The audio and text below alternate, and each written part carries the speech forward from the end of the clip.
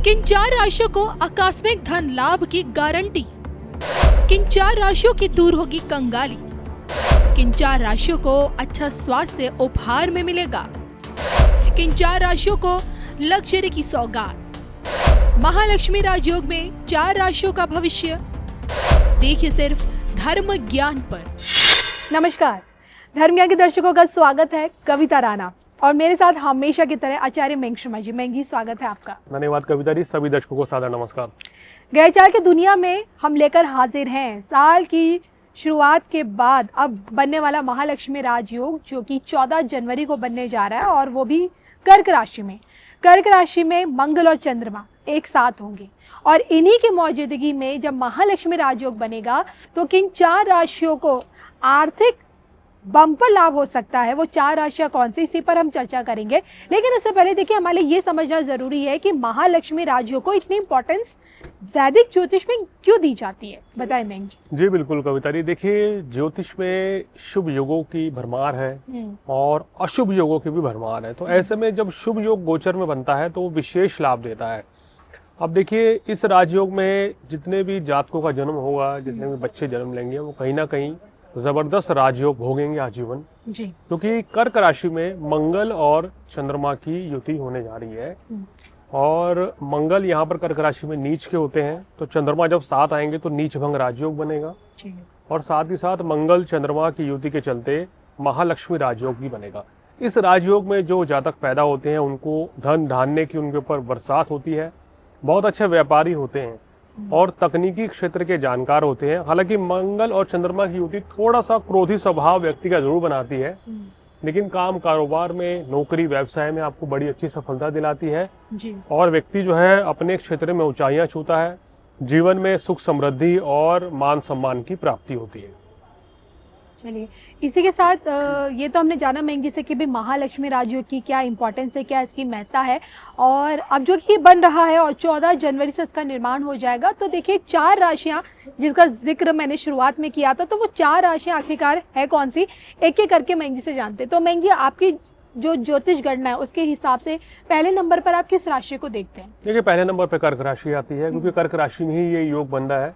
कर्क राशि वालों के लिए 14 तारीख से आने वाले 2.5 दिन बहुत ही अच्छे रहेंगे।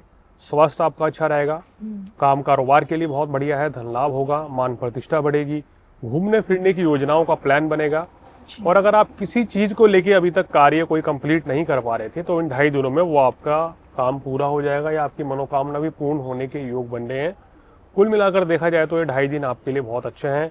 व्यापारी हो, नौकरी पेशा लोग हो या आप खुद का अपना कोई भी कंसल्टेंसी का काम करते हैं तो ये आपके लिए बहुत ही लाभकारी साबित होगी। और इसी के साथ कर्क के अलावा दूसरे नंबर पर? कर्क के अलावा दूसरे नंबर पर राशि आती है कन्या राशि। कन्या राशि वालों के लाभ स्थान में ये योग बनेगा, तो व्यापार में बड़ा लाभ हो सकता है। अगर आप इंपोर्ट एक्सपोर्ट यानी कि आयात निर्यात का कार्य करते हैं तो आपको बड़ी अच्छी सफलता मिलेगी, धन धान्य की वृद्धि होगी, संतान की सेहत में तेजी से सुधार होगा। अगर उनकी सेहत ठीक नहीं चल रही थी तो अब धीरे धीरे बेहतर हो जाएगी।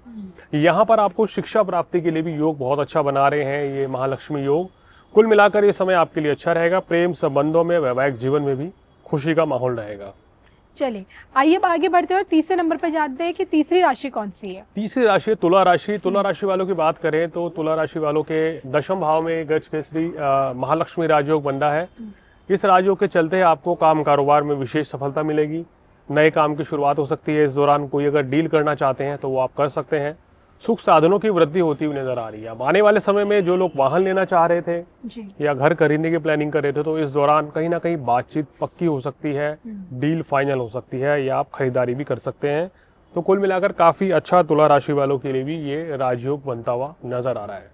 तो कर्क, कन्या और तुला 3 राशि अब तक हमने जानी। अब आइए चौथे नंबर की राशि पर बात करते हैं। चौथे नंबर की राशि आती है मकर राशि, क्योंकि मकर राशि से 7वें भाव में चंद्र मंगल की युति होगी। तो देखिए, ये इशारा कर रही है कि आपके वैवाहिक जीवन जो है काफी खुशहाल रहेगा। अगर आपके और आपके पार्टनर के बीच में कोई भी मनमुटाव की स्थिति बन रही थी तो वो दूर होती हुई इस समय नजर आ रही है जी। काम कारोबार के लिए समय बहुत अच्छा है। नौकरी चेंज करना चाहते हैं, नए काम कारोबार की शुरुआत करना चाहते हैं तो ये समय आपके लिए काफी अच्छा रहता हुआ नजर आ रहा है। एक तरीके से देखें तो धन लाभ की भी अच्छी प्राप्ति होती हुई नजर आ रही है और यहाँ नीच भंग राजयोग के चलते आपको कुछ एक्स्ट्रा ही बेनिफिट्स आने वाले समय में मिलेंगे और इनका फायदा आपको उठाना चाहिए। इन 2.5 दिनों में अगर आप किसी भी तरीके की कोई भी डील करते हैं तो वो आपके लिए काफी लाभकारी साबित हो सकती है भविष्य में। तो सोचिए ना कि चंद्रमा और मंगल की यही पावरफुल युति, और युति जब महालक्ष्मी राजयोग ये जो बना रही है, इसके फायदे क्या हैं ये मैं जिसे जाना, कौन सी 4 राशियां इसका लाभ इस बार उठा पाएंगी। भले ही 2 या सवा 2 दिन, तो 2 या सवा 2 दिनों का जो समय होता है छोटा होता है, लेकिन ग्रह गोचर हमारी जिंदगी पे बहुत इम्पैक्ट डालते हैं। तो मैं जी इसी के साथ इस दौरान इस लाभ को किस तरह से और बढ़ाया जा सकता है? मान लीजिए अगर सिंगल लाभ हो रहा है तो उसे किस तरह से डबल किया जा सकता है? क्या इसके दौरान उपाय करना भी जरूरी हो जाता है? देखिए, इस दौरान इन राशि वालों को तो कोई खास उपाय करने की आवश्यकता नहीं है। अच्छा। लेकिन फिर भी क्योंकि चंद्रमा और मंगल की युति है तो क्रोध की अधिकता रह सकती है, उससे थोड़ा बचें और हनुमान चालीसा का पाठ नियमित रूप से करें तो अच्छा रहेगा। अब जो बाकी बची हुई राशियां हैं, ऐसा नहीं है कि उनके लिए ये योग जो है उतना लाभकारी नहीं है, लेकिन उनके लिए कुछ कम लाभकारी साबित होगा जी। अब जैसे एग्जाम्पल फॉर मेष राशि वालों की बात करें तो व्यर्थ के वाद विवाद झगड़े से बचें और कोई नई डील टाल दें। वृषभ राशि वाले अपनी सेहत का ध्यान रखें। इसी तरह मिथुन राशि वाले वाणी पर संयम रखें और धन का निवेश ना करें। सिंह राशि वालों को दुर्घटना से बचना होगा और फिजूल खर्ची से इस समय बचना होगा तो फायदेमंद रहेगा। वृश्चिक राशि वाले नए काम कारोबार की शुरुआत अभी ना करें और थोड़ा सेहत का ध्यान रखें, क्रोध की अधिकता से भी बचें।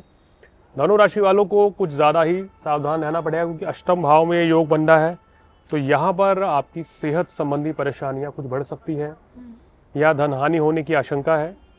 किसी के साथ कोई डील इस समय मत करें। ऐसे ही कुंभ राशि वालों शत्रु बाधा से परेशानी रह सकती है, खर्च की अधिकता रहेगी। मीन राशि वाले अपनी थोड़ा सेहत का ध्यान रखें और प्रेम संबंधों में किसी तरह का मनमुटाव ना आए, इस चीज का ध्यान रखें। तो ये बाकी 8 राशियां जो बची हैं, इन 8 राशियों को नियमित रूप से शिव चालीसा और हनुमान चालीसा का पाठ करना चाहिए, जिससे कि जो परेशानी इन 2.5 दिनों में रहेगी वो ना के बराबर रहे। दूसरा, सभी राशि वाले क्रोध की अधिकता से बचें। इस समय कोई भी कार्य जो है सोच समझकर करना आपके लिए हितकर रहेगा। जल्दबाजी में ये 8 राशि वाले कोई भी बड़ा फैसला ना लें। तो महालक्ष्मी राजयोग को लेकर अब की बार की ग्रहचार कहती क्या है, ये आज हमने मयंक जी से जाना। इसी के साथ हमें इजाजत दीजिए। नमस्कार।